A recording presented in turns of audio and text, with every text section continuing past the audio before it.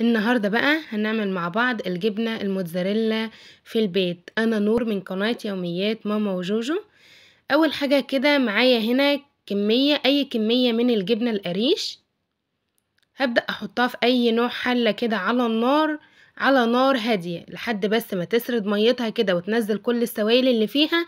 هنزل عليها بنص معلقة من الكربونات أو البيكنج صودا. هتعمل رغاوي وفوم عالي. اول ما هينزل بس معانا كده وتبدأ بقى يبان السوائل اللي فيها هتتبخر معانا. هنهدي النار عليها وكل شوية هنقلب فيها زي ما انتوا شايفين اهو.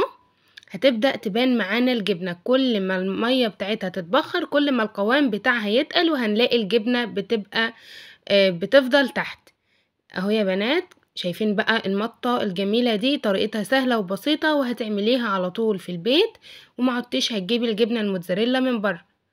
شايفين القوام بقى بتاعها؟ هنا بقى القوام تقل واستوت خالص زي ما انتوا شايفين اهو. السوائل بتاعتها نشفت خالص. هجيب اي علبة عندي مربعة او مستطيلة هبدأ ادهنها كده بدهنة صغيرة من الزيت اهو. هدهنها بالفرشة كده.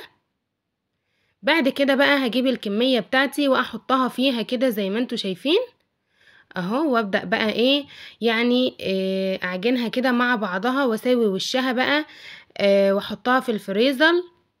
هتطلع معايا تحفة بجد. هبشرها بقى واحتفظ بيها في الفريزر.